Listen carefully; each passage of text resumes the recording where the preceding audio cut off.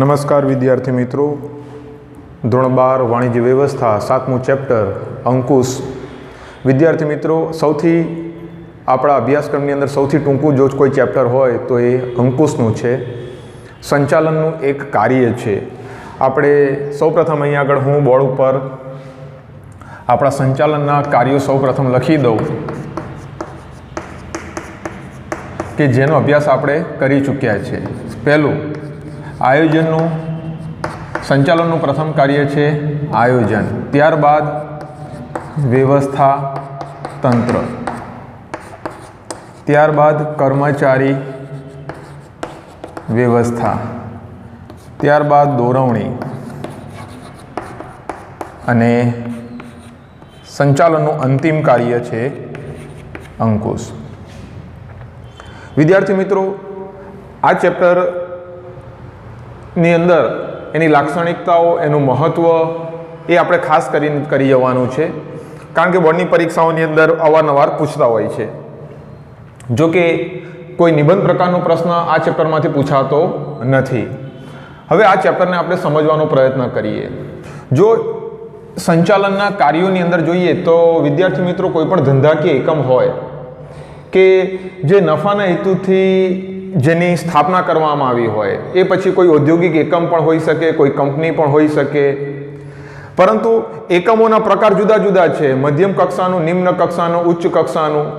તો આપણે મોટા ભાગે જોવા જઈએ તો વિદ્યાર્થી મિત્રો, ધંધાકીય એકમોની અંદર 3 પરિબળો રહેલા છે કે ઉચ્ચ સપાટી, મધ્ય સપાટી અને નિમ્ન સપાટી. તો નફાના હેતુ સુધી પહોંચવા માટે સંચાલનના કાર્યો તમે કઈ રીતે વહીવટ કરશો તો તમે નફાકારકતા સુધી પહોંચી શકશો, તમારું એકમ સફળ જશે, તમારો એકમ વિકાસ કરી શકશે. તો આપણે અગાઉ ચર્ચા કરી ચૂક્યા કે સંચાલનનું પ્રથમ કાર્ય છે આયોજન. કોઈ કોઈ ધ્યેયને પ્રાપ્ત કરવા માટે પૂર્વનિર્ધારિત એનું સરસ મજાનું આયોજન કરવામાં આવે અને એ જ રીતે વ્યવસ્થા તંત્ર ગોઠવવામાં આવે, સત્તાની જવાબદારીની વહેંચણી કરવામાં આવે, કર્મચારી વ્યવસ્થા ઊભી કરવામાં આવે, એ રીતે દોરવણી આપવામાં આવે કર્મચારીઓને, તો બધું જ કાર્ય અસરકારક નીવડશે. તો એમ કહી શકાય કે આયોજન ભવિષ્ય સાથે સંબંધ ધરાવે છે. તો આયોજન અને અંકુશનો સંબંધ વ્યસ્ત છે એમ કહી શકાય, કારણ કે તમે જે ધ્યેય નક્કી કર્યા છે એ પ્રમાણે કાર્યો થવા જોઈએ. તો અંકુશનું કાર્ય શું છે કે એકમની અંદર ભૌતિક સંસાધન પણ છે, માનવ સંસાધન પણ છે. તો માનવ સંસાધનની અંદર આપણે જાણીએ છીએ કે ફેરફારની શક્યતાઓ રહેલી છે. તો વિચલનો આવે, મુશ્કેલીઓ આવે, સમસ્યાઓ ઊભી થાય. તો એ મુશ્કેલીઓ, સમસ્યાઓ, વિચલનોને શોધવાનું કાર્ય અંકુશનું છે. અંકુશ એ આયોજન પ્રમાણે જે યોજનાઓ ઘડવામાં આવી છે એ યોજનાઓ પ્રમાણે બધા કાર્યો થઈ રહ્યા છે કે નહીં એ જોવાનું છે. જો વિચલનો આવે છે તેને શોધવાનું છે. અને સૌથી અગત્યની બાબત કે અંકુશનું કાર્ય માત્ર વિચલનો, ભૂલો શોધવાનું નથી, પરંતુ એ ભૂલો શોધી અને એને સુધારાત્મક પગલાં લેવાના છે. એ ભૂલોનું ફરીથી પુનરાવર્તન ન થાય એ જોવાનું કામ અંકુશનું છે. તો એમ કહી શકાય કે આયોજન જે રીતે ઘડવામાં આવે છે એ રીતે બધા કાર્યો થાય છે કે નહીં તે જોવાનું કાર્ય અંકુશનું છે. એટલા માટે જ કહેવામાં આવે છે કે સંચાલનનું પ્રથમ પગથિયું, પહેલું સોપાન આયોજન છે. તો અંતિમ પગથિયું શું છે વિદ્યાર્થી મિત્રો? અંકુશ છે.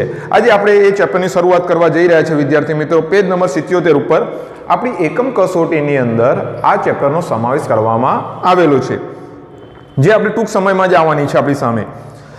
ધંધાકીય એકમ નિશ્ચિત ધ્યેયની સિદ્ધિ અર્થે સ્થાપવામાં આવે છે. આપણે જાણીએ છીએ કોઈ પણ ધંધાકીય એકમ નફાના હેતુથી જ એની સ્થાપના કરવામાં આવે છે. એક આર્થિક પ્રવૃત્તિ છે.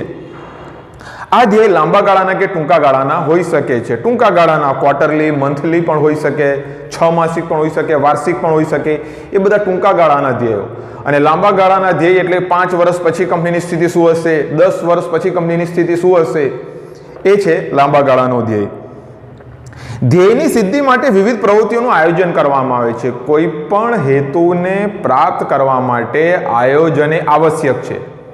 આપણે અગાઉ આ બાબતની ચર્ચા ઊંડાણમાં કરી ચૂક્યા છીએ. તો આયોજન પૂર્વ શરત છે હેતુને પ્રાપ્ત કરવા માટે.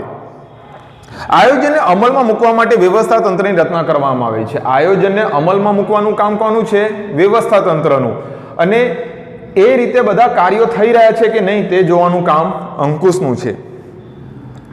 એકમની યોજનાઓ ગમે તેટલી ચોકસાઈપૂર્વક ઘડવામાં આવી હોય, સરસ મજાનું આયોજન કરેલું હોય, સરસ મજાનું એ રીતે સત્તાને જવાબદારી ગોઠવણી કરવામાં આવી હોય, પરંતુ જ્યાં સુધી એકમની અંદર અંકુશ એટલે કે નિયંત્રણ નહીં હોય ત્યાં સુધી બધા કાર્યો વ્યવસ્થિત થશે એવી આપણે કોઈ બાહેધરી આપી શકીએ નહીં.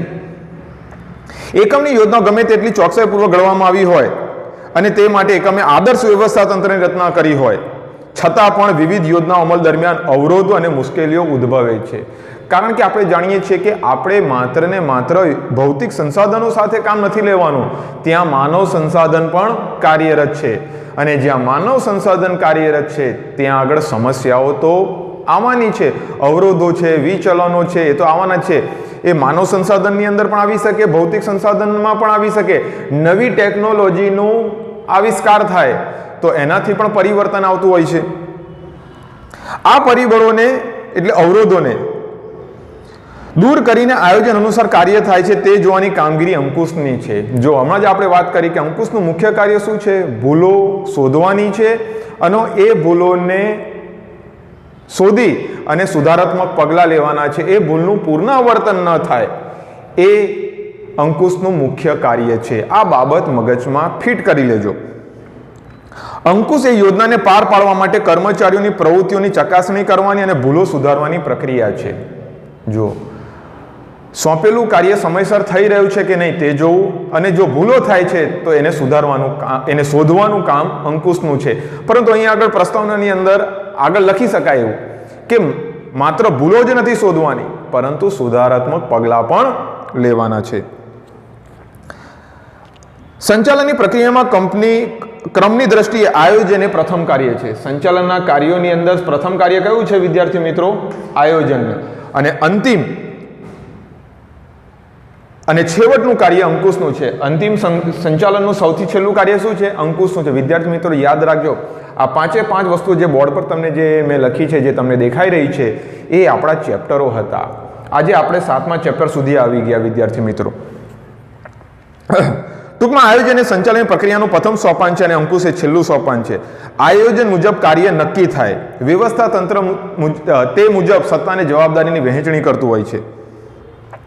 આમ કામગીરીની શરૂઆત થાય ત્યારથી જ અંકુશનું કાર્ય શરૂ થાય છે. જો આયોજનનું અંકુશનું કાર્ય તો ક્યારે શરૂ થઈ જાય છે? આયોજન જ્યારે ઘડવામાં આવે છે ત્યારથી જ અંકુશનું કાર્ય શરૂ થઈ જતું હોય છે. આમ કામગીરીની શરૂઆત થાય ત્યારથી જ અંકુશનું કાર્ય પણ શરૂઆત થઈ જાય. સંચાલનમાં થતા કાર્યોની પ્રગતિ, તેમની આયોજનમાં નક્કી થયેલા ધોરણો સાથેની સરખામણી અને આવતા વિચલનોની જાણકારી મેળવવાનું કાર્ય અંકુશ કરે છે. આયોજન પ્રમાણે બધા કાર્યો થઈ રહ્યા છે કે નહીં તે જોવું એ મુખ્ય જવાબદારી અંકુશની. કોઈ વિચલનો આવે છે, કોઈ મુશ્કેલીઓ આવે છે, કોઈ અવરોધો આવે છે તો તે શોધવાનું છે, તે જાણવાનો પ્રયત્ન કરવાનો છે અને તેના માટે સુધારાત્મક પગલાં લેવાના છે. એ અંકુશનું મુખ્ય કાર્ય છે. માટે જ કહેવામાં આવે છે અંકુશ એટલે કે કંટ્રોલમાં લેવાનું છે પરિસ્થિતિને. આવા વિચલનોની માહિતી મેળવીને તેમને દૂર કરવા સુધારાલક્ષી પગલાં લેવાનું કાર્ય અંકુશનું છે. હવે વિદ્યાર્થી મિત્રો અહીં આગળ આપણે પ્રસ્તાવનાને જોઈ ગયા, હવે આપણે અર્થ જોઈએ. અંકુશ એટલે એકમમાં કાર્યો કયા થઈ રહ્યા છે તે નક્કી કરવું, થઈ રહેલા કાર્યોનું મૂલ્યાંકન કરવાનું છે. સમયાંતરે બધા જ કાર્યોનું મૂલ્યાંકન કરવાનું છે કે ધારણાઓ પ્રમાણે, આયોજન પ્રમાણે આપણા બધા કાર્યો થઈ રહ્યા છે કે નહીં તે પણ જોવું કાર્ય અંકુશનું છે. અને જો જરૂર લાગે ત્યારે સુધારાલક્ષી પગલાં લઈ કે જેથી યોજના મુજબ કાર્ય થાય, અને જો કંઈ જરૂરિયાત લાગે તો સુધારાલક્ષી પગલાં પણ લેવાના છે. એટલે અર્થ શું થયો? આયોજન પ્રમાણે કાર્યો થઈ રહ્યા છે કે નહીં તે જોવું, અને જો વિચલનો જોવા મળે છે તો શોધવાના છે, અને તે માટે સુધારાત્મક પગલાં લેવાનું કાર્ય એટલે અંકુશ. આયોજન ધ્યેય નક્કી કરે છે અને અંકુશ તેને અસરકારક બનાવે છે. જો આયોજન ધ્યેય નક્કી કરે છે અને અંકુશ તેને અસરકારક બનાવે છે. આ એનો ટૂંકો અર્થ થયો. સરસ મજાનું છે.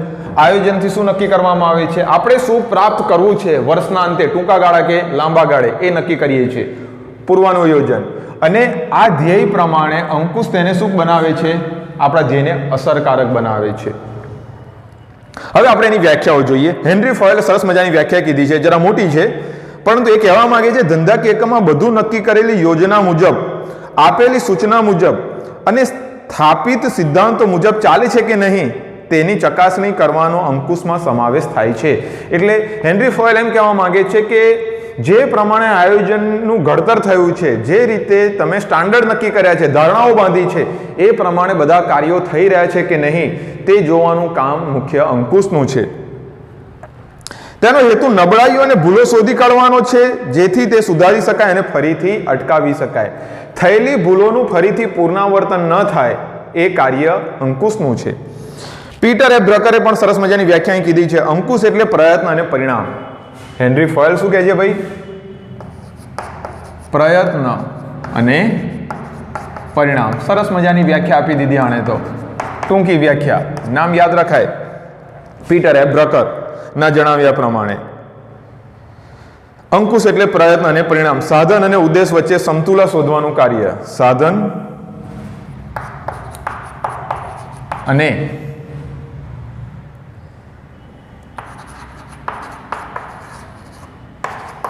ઉદ્દેશ વચ્ચે સંતુલન સાધવાનું કાર્ય. અહીંયા સાધન અને ઉદ્દેશ એટલે ખબર પડી ગઈ છે કે ચલો આયોજનની વાત થઈ રહી છે, પણ સાધનના સંદર્ભમાં વિદ્યાર્થી મિત્રો માનવ સંસાધન અને ભૌતિક સંસાધન આ બંનેનું સંકલન હોવું જરૂરી છે, અને ધારેલા ઉદ્દેશો વચ્ચે સંતુલન સાધવાનું કાર્ય મુખ્ય અંકુશનું છે. પ્રયત્ન અને પરિણામ સતત ચાલતી પ્રક્રિયા છે. સંચાલન એ કેવી પ્રક્રિયા છે? સતત ચાલતી પ્રક્રિયા. અહીંયા આગળ આ બધાની લાક્ષણિકતાઓ વિદ્યાર્થી મિત્રો, એક ખાસ લાક્ષણિકતા શું રહેલી છે સંચાલનની અંદર? આયોજન પણ સતત ચાલતી પ્રક્રિયા, વ્યવસ્થા તંત્ર પણ સતત ચાલતી પ્રક્રિયા, કર્મચારી પણ સતત ચાલતી પ્રક્રિયા, દોરવણી પણ સતત ચાલતી પ્રક્રિયા, અંકુશ પણ સતત ચાલતી પ્રક્રિયા. સતત ચાલતી પ્રક્રિયાના સંદર્ભમાં તમે શું સમજ્યા? આ સૌથી અગત્યનો પ્રશ્ન. એકમની સ્થાપનાથી લઈને એકમના વિસર્જન સુધી સંચાલનની બધી જ પ્રવૃત્તિઓ જે છે એમાં આયોજન, વ્યવસ્થા તંત્ર, કર્મચારી વ્યવસ્થા તંત્ર, દોરવણી અને અંકુશ હશે જ, માટે એને સતત ચાલતી પ્રક્રિયા તરીકે ઓળખવામાં આવે છે. અને ટૂંકમાં અહીં આગળ છેલ્લે આ બધાનો નિચોડ આપી દીધો છે. પૂર્વનિર્ધારિત ધોરણો પ્રમાણે કાર્યો થતા રહે તે પ્રવૃત્તિઓનું નિયમન કરવું એ અંકુશનો હાર્દ છે, હૃદય છે. અંકુશનું મુખ્ય કાર્ય છે કે પૂર્વનિર્ધારિત જે તમારી ધારણાઓ છે એ પ્રમાણે બધા કાર્યો થઈ રહ્યા છે કે નહીં, એના માટે નિયમો ઘડવા, એના માટે નીતિઓ ઊભી કરવી, આ કાર્ય અંકુશનું છે, એ અંકુશનો હાર્દ છે. હવે વિદ્યાર્થી મિત્રો અહીં આગળ આપણે એક એક કરીને એની લાક્ષણિકતાઓ વિશે જોઈએ. પહેલી લાક્ષણિકતા છે આયોજન સાથે સંબંધ. જો આયોજન સાથે સંબંધ, પહેલી લાક્ષણિકતા શું આવી છે? અહીંયા જ મેં તમને સમજાવી દીધું છે કે જે રીતે આયોજન ઘડવામાં આવી રહ્યું છે, જે રીતે આપણે ધ્યેય નક્કી કર્યા છે કે આપણે આ બાબતો પ્રાપ્ત કરવી છે વર્ષના અંતે, આટલો તો નફો થવો જ જોઈએ, તો એને સફળ અસરકારક કોણ બનાવશે? એ રીતે આપણે વ્યવસ્થા તંત્ર ઊભું કર્યું હશે, પરંતુ એને સફળ બનાવવા માટે અંકુશનો સિંહ ફાળો રહેલો હશે. માટે જ આયોજન સાથેનો વ્યસ્ત સંબંધ છે. આયોજન અને અંકુશ બંને એક સિક્કાની બે બાજુ છે. આયોજન યોજના ઘડવાનું કાર્ય કરે છે અને અંકુશ યોજના મુજબ જ કાર્ય થાય છે કે નહીં તે જોવાનું કાર્ય કરે છે. જેથી આયોજન અને અંકુશ જોડિયા બાળકો સમાન છે. જ્યાં આયોજન હશે ત્યાં અંકુશ હશે, જ્યાં અંકુશ હશે ત્યાં આયોજન પણ જોવા મળશે. આયોજન વિના અંકુશ અશક્ય બને છે. જો સરસ મજાની લાક્ષણિકતા હતી, યાદ રાખવાની છે કે આયોજન સાથે સંબંધ એટલે કે આયોજન અને અંકુશ એક સિક્કાની બે બાજુઓ છે. જ્યાં અંકુશ હશે, જ્યાં આયોજન હશે ત્યાં અંકુશ અનિવાર્ય બનતું હોય છે. દરેક સપાટીએ થતું કાર્ય, દરેક સપાટીએ થતું કાર્ય. દરેક સપાટીએ થતું કાર્યના સંદર્ભમાં વિદ્યાર્થી મિત્રો સંચાલનની કુલ મુખ્ય 3 સપાટી આપણે અગાઉ અવારનવાર ચર્ચા કરતા આવી રહ્યા છે. ઉચ્ચ સપાટી, મધ્ય સપાટી અને નિમ્ન સપાટી. ઉચ્ચ સપાટી એ બોર્ડ ઓફ ડાયરેક્ટર, મધ્ય સપાટી અધિકારીઓની સપાટી, તળ સપાટી કર્મચારી, જોબરો, ફોરમેન, નિરીક્ષકોની સપાટી. તો અંકુશ એવું નથી કે માત્ર તળ સપાટીએ જોવા મળે, 3 સપાટીએ અંકુશનું હોવું જરૂરી છે. અંકુશનું કાર્ય સંચાલનની દરેક સપાટી થાય છે. તો કોઈ પણ એક વિભાગ કે ખાતા પૂરતું મર્યાદિત નથી. અંકુશનું કાર્ય સંચાલનની દરેક સપાટી અધિકારીઓ કે હોદ્દેદારો તેમના તાબેદારો કે કર્મચારીઓ પર કરતા હોય છે. અંકુશના પ્રમાણમાં વધારો ઘટાડો એ સંચાલનની સપાટી પર આધાર રાખે છે. અંકુશની અંદર વધારો કરવો, ઘટાડો કરવો એ સપાટી ઉપર આધારિત છે. ત્યારબાદ આપણી એક કોમન લાક્ષણિકતા દરેક સંચાલનના કાર્યોની અંદર સતત ચાલતી પ્રક્રિયા.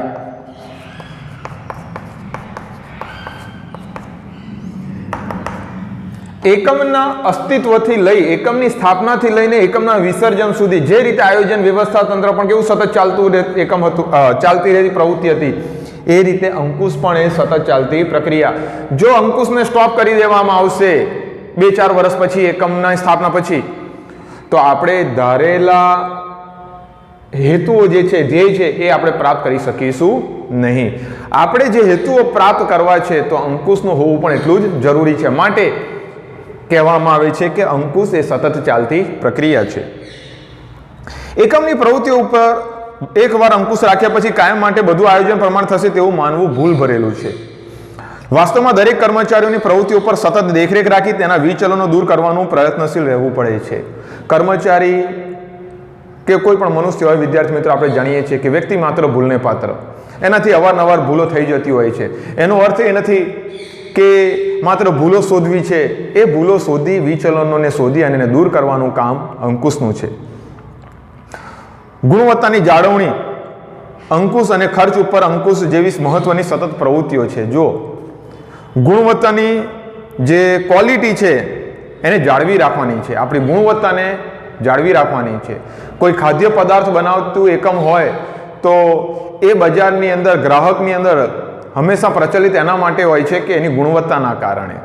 અને ક્વોલિટી કંટ્રોલ જરૂરી છે. ક્વોલિટી કંટ્રોલની સાથે સાથે ગ્રાહકોની રસરૂચિ, વલણ પણ બધી બાબતો આવનારા ચેપ્ટરોની અંદર આપણે આની વિશે ચર્ચા કરીશું.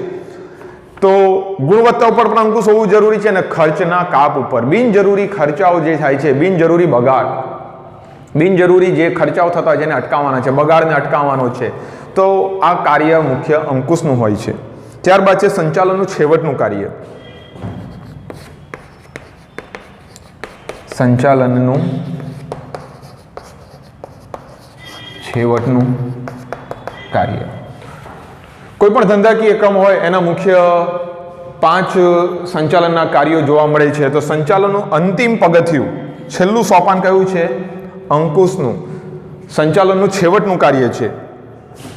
સંચાલનમાં આયોજન દ્વારા એકમના ઉદ્દેશ નક્કી થાય છે. એ જ રીતે વ્યવસ્થા તંત્ર દ્વારા સત્તા અને જવાબદારીની વહેંચણી કરવામાં આવે છે.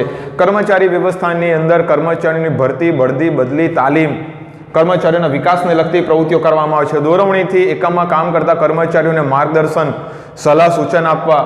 અને અંકુશનું કાર્ય શું છે કે સંચાલનની બધી પ્રવૃત્તિઓ વ્યવસ્થિત રીતે આયોજન પ્રમાણે થઈ રહી છે કે નહીં તે જોવાનું કામ અંકુશનું છે.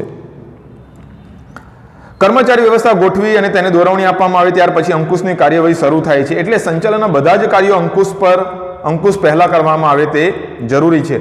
અંકુશનું કાર્ય નિયમનનું છે, નિયંત્રણનું છે. જે એકમની પ્રવૃત્તિઓ કાર્યરત થાય પછી જ શરૂ થાય છે. એટલે અંકુશ સંચાલનનું છેવટનું કાર્ય છે. નિયમનનું છે કે એટલે કંટ્રોલનું કાર્ય છે, દેખરેખ રાખવાની છે, ધ્યાન રાખવાનું છે કે બધી જ પ્રવૃત્તિઓ વ્યવસ્થિત થઈ રહી છે કે નહીં આયોજન પ્રમાણે.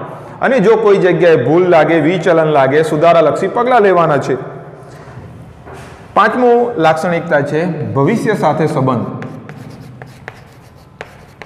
ભવિષ્ય સાથે સંબંધ. જો આપણે અગત્યની બાબત છે અહીંયા આગળ કે કોઈ પણ બાબત હોય તો આપણે ભૂતકાળ ઉપર આપણો કંટ્રોલ કદી હોતો નથી, પરંતુ વર્તમાન અને ભવિષ્ય ઉપર આપણે અંકુશ રાખી શકીએ છીએ. માટે એમ કહેવામાં આવે છે કે અંકુશ એ ભવિષ્ય સાથે સંબંધ ધરાવે છે, આયોજન પણ એ ભવિષ્ય સાથે સંબંધ ધરાવે છે, એ જ રીતે અંકુશ પણ ભવિષ્ય સાથે જ સંબંધ ધરાવે છે.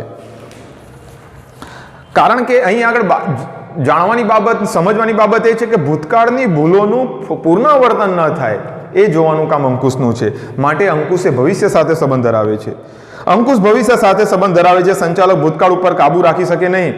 તે ભૂતકાળના બનાવોનું અવલોકન કરે તો તેનું મૂલ્યાંકન કરે છે, જેથી તેના લાભ ભવિષ્યમાં મળી શકે. અંકુશનો ઉદ્દેશ જે ભૂતકાળમાં થયેલી ભૂલો, બગાડ કે નુકસાન ભવિષ્યમાં ન થાય તેની કાળજી રાખવાનો છે. અંકુશ એ ભાવિ સુધારણા તરફનો ખ્યાલ છે. ભવિષ્યમાં આવી ભૂલો નહીં થાય, ભૂલોનું પુનરાવર્તન નહીં થાય, એ એનું મુખ્ય કાર્ય છે. નંબર 6, રચનાત્મક પ્રવૃત્તિ.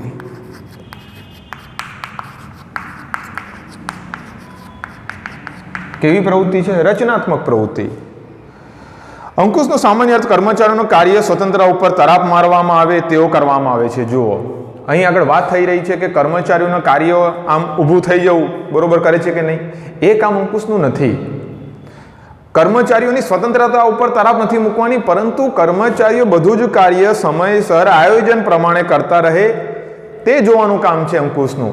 જો ભૂલો થાય છે તો ભૂલો સુધારવાનું કામ અંકુશનું છે, નહીં કે કર્મચારીઓની સ્વતંત્રતા ઉપર તરાપ મારવી. હકીકતમાં માન્યતા ખોટી છે. ખરેખર કર્મચારીઓ તેમના કાર્યો આયોજન મુજબ કરે તે જોવા અને તે મુજબ માર્ગદર્શન આપવાનું કાર્ય અંકુશનું છે. એટલે કે અંકુશ એ નિષેધાત્મક નથી, પરંતુ વિધેયાત્મક છે. અંકુશ એ થતી ભૂલોને સુધારી આપે છે અને ફરી ભૂલ ન થાય તે માટે પગલાં લે છે. આમ અંકુશ એ રચનાત્મક પ્રવૃત્તિ છે, એને નિષેધાત્મક ન કહેવાય. ત્યારબાદ છે 7મું, આંતરિક પ્રક્રિયા. આંતરિક પ્રક્રિયા. કોઈ પણ ધંધાકીય એકમના બે પરિબળો હોય છે, એક આંતરિક પરિબળો અને એક બાહ્ય પરિબળો. તો બાહ્ય પરિબળ ઉપર કદી પણ કોઈ પણ એકમના સંચાલકનું નિયંત્રણ અંકુશ હોઈ શકે નહીં. દાખલા તરીકે કુદરતી આફતો, બરાબર છે, વર્ષા ઋતુ છે, સુનામી છે, ભૂકંપ છે, દુકાળ છે, બરાબર છે. અત્યારે વર્તમાન પરિસ્થિતિની અંદર આપણે જોઈ રહ્યા છે કે કૃત્રિમ કહીએ કે કુદરતી કહીએ સમજાતું નથી આપણને. કોરોના વાયરસ અત્યારે આપણા વચ્ચે જે આપણને જોવા મળી રહ્યો છે, તો એ પણ એક પ્રકારની સમસ્યા છે. આની સીધી અસર ધંધાકીય એકમોને થતી હોય છે. સરકારની નીતિઓ આપણે બાહ્ય પરિબળ છે. કરવેરા, ગ્રાહકોની રસ રુચિ વલણ બદલાતા જતા પરિબળો, તો આ પણ બાહ્ય પરિબળો છે. આના ઉપર એકમના સંચાલકનું કદી પણ અંકુશ હોઈ શકે નહીં, બાહ્ય પરિબળો ઉપર. પરંતુ આંતરિક પરિબળો જે છે, સંચાલનની ત્રણે સપાટીઓની વાત કરીએ, તેના ઉપર અંકુશ આપણે લગાવી શકીએ છીએ, એના ઉપર આપણે નિયમન કરાવી શકીએ છીએ.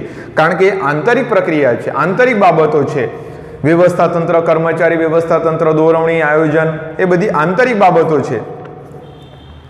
અંકુશ એ આંતરિક પ્રક્રિયા છે. એકમની વિવિધ પ્રક્રિયા જેવું કે ઉત્પાદન, વેચાણ, ખરીદી, નાણાકીય બાબતો, હિસાબ કિતાબ બાબતો, વેચાણને લગતી બાબતો, કર્મચારીઓને કાર્ય પદ્ધતિ સાથે અંકુશની પદ્ધતિ વણી લેવામાં આવે છે, જેના કારણે આ કાર્યો ઉપર અંકુશ રાખી શકાય છે. જો કાચો માલ સામાન લાવી અને એને વ્યવસ્થિત તૈયાર કરીને પાકા માલની અંદર રૂપાંતર કરવું, દાખલા તરીકે ઓટોમોબાઈલ્સ બનાવતી કંપની, તો લોખંડ લાવવું, ટાયર ટ્યુબ ખરીદવા, વિવિધ ઇક્વિપમેન્ટ્સ, ટૂલ્સ, કેટલું બધું ભેગું કરવું પડતું હોય છે. કેટલી એક્સ્ટ્રીમ એન્જિનિયરિંગની ત્યાં જરૂરિયાત ઊભી થતી હોય છે. વિદ્યાર્થી મિત્રો, આપણે સમજી શકીએ છીએ. તો આ બધી વસ્તુઓનું એકત્રીકરણ કરવું, એની વ્યવસ્થિત ગોઠવણી કરવી અને એને એક સરસ મજાનો આકાર આપવો અને એક 4 વ્હીલર તૈયાર કરવી, તો એની અંદર સમય, શક્તિ અને નાણાંનો ઉપયોગ થતો હોય છે. તો આ બધી આંતરિક પ્રવૃત્તિઓ છે. ઉત્પાદન, વેચાણ, નાણું, હિસાબ કિતાબ, બજારીય પ્રવૃત્તિઓ, નાણાકીય બાબતો. તો આ બધી બાબતો ઉપર આપણે અંકુશ રાખી શકીએ છીએ, પરંતુ બાહ્ય બાબતો ઉપર આપણે નિયંત્રણ રાખી શકતા નથી. જ્યારે બાહ્ય પ્રક્રિયા જેવી કે સરકારની નીતિમાં ફેરફાર, તેજી મંદીની પરિસ્થિતિ, લોકોના મનોવલણમાં થતા ફેરફાર, અંકુશ રાખી શકાતો નથી. ત્યારબાદ નંબર 8, ગતિશીલ પ્રક્રિયા. ગતિશીલ પ્રક્રિયા એટલે કે સતત ચાલતી જ રહેતી રહેશે. એક જોબ પૂરો થાય એટલે બીજી જોબ શરૂ તૈયાર થઈ જતી હોય છે. અંકુશનું કાર્ય આયોજન સાથે સંકળાયેલું હોય છે. આયોજન અને અંદાજ ઉપર આધારિત સૂચિત બૌદ્ધિક પ્રક્રિયા છે. જુદા જુદા પરિબળોનો અંદાજ બદલાય તે મુજબ આયોજનના લક્ષ્યાંકોમાં ફેરફાર થાય અને તે મુજબ અંકુશ પ્રક્રિયામાં ઝડપી પરિવર્તન કરવામાં આવે છે. ત્યારબાદ વ્યક્તિલક્ષી પ્રક્રિયા. લક્ષ્યમાં કોને રાખવામાં આવે છે? વ્યક્તિને, કર્મચારીને. ભૌતિક સંસાધન કરતાં માનવ સંસાધન ઉપર વધારે ફોકસ કરવામાં આવે છે. અંકુશ એ વ્યક્તિઓ માટે અને વ્યક્તિઓની પ્રવૃત્તિઓની સુધારણા માટે કરવામાં આવતી પ્રવૃત્તિ છે. તેમાં કેન્દ્રમાં કોણ છે? વ્યક્તિ. કેન્દ્ર સ્થાને કોણ હશે? વ્યક્તિ. ભૌતિક સંસાધન ઉપર આપણે નિયંત્રણ રાખી શકતા નથી, એની તો કોઈ ચોક્કસ એક મર્યાદાઓ રહેલી છે, પરંતુ મનુષ્ય ને જો કેળવવામાં આવે, જાળવવામાં આવે તો એની સુસુપ્ત શક્તિઓને આપણે ખીલવી શકીએ છીએ. અંકુશ એ કર્મચારીઓ ઉપર રાખવામાં આવે છે. દરેક પ્રવૃત્તિ અને કાર્યો કર્મચારીઓ દ્વારા જ કરવામાં આવે છે. જે ભૂલો અને વિચલનો મળે છે તે પણ વ્યક્તિ દ્વારા જ થાય છે. આમ અંકુશ એ વ્યક્તિલક્ષી પ્રવૃત્તિ છે. ત્યારબાદ છે નંબર 10. અંકુશ વૈદિક કે અવૈદિક હોઈ શકે. અંકુશ વૈદિક કે અવૈદિક હોઈ શકે. વૈદિક અને અવૈદિક વ્યવસ્થા તંત્રની અંદર આપણે ચર્ચા કરી ચૂક્યા છે વિદ્યાર્થી મિત્રો, કે વૈદિકના સંદર્ભમાં નીતિ અને નિયમો વાળું એટલે વૈદિક વ્યવસ્થા તંત્ર. અવૈદિક એટલે કે જ્યાં મિત્રતા, પ્રેમ, લાગણીથી કાર્ય કરાવી શકાતું હોય એવું વ્યવસ્થા તંત્ર. તો જેવું એકમ હશે એવું વ્યવસ્થા તંત્ર હશે, અને જે રીતે આયોજન અને વ્યવસ્થા તંત્રની ગોઠવણી થઈ રહેશે એ રીતે વૈદિક અંકુશ રાખવું કે અવૈદિક અંકુશ રાખવું એ સંચાલન ઉપર આધારિત છે. એકમ વ્યવસ્થા તંત્રના ઉત્પાદનની પ્રવૃત્તિઓના સંદર્ભમાં અંકુશની વ્યવસ્થા વૈદિક સ્વરૂપે સ્થાપવામાં આવે છે. જો ઉત્પાદનને લગતી બધી બાબતો ઉપર વૈદિક વ્યવસ્થા તંત્ર છે, પરંતુ સમય જતાં એકમમાં અવૈદિક સ્વરૂપનું અંકુશ વ્યવસ્થા પણ વિકાસ પામે છે. આવી અવૈદિક અંકુશ વ્યવસ્થા કેટલીક વખત વધુ અસરકારક સાબિત થાય છે. એટલે અવૈદિક વ્યવસ્થા તંત્ર વધુ અસરકારક થાય છે. એની પાછળનું કારણ શું છે? મનુષ્ય એ લાગણીનો ભૂખ્યો છે, બરાબર છે. એને પ્રેમથી વ્યવસ્થિત રીતે લાગણીપૂર્વક કોઈ બાબત સમજાવવામાં આવે, શીખવવામાં આવે તો એ વધુ સારી રીતે એક્સેપ્ટ કરતો હોય છે અને ફરીથી એ ભૂલનું પુનરાવર્તન ન થાય એનું ખાસ ધ્યાન રાખતો હોય છે. તો વિદ્યાર્થી મિત્રો, અહીંયા આપણે આ મુદ્દાને અહીંયા સ્ટોપ કરીએ છીએ, કારણ કે આપણા વિડીયોની મર્યાદા આવી જતી હોય છે, કંઈક સમય મર્યાદા છે. હવે પછી આપણે જ્યારે નેક્સ્ટ ટાઈમ ભેગો થઈશું ત્યારે અંકુશનું મહત્વ અને આયોજન અને અંકુશ વચ્ચેનો સંબંધ વિશે આપણે ઊંડાણમાં ચર્ચા કરીશું. Have a nice day.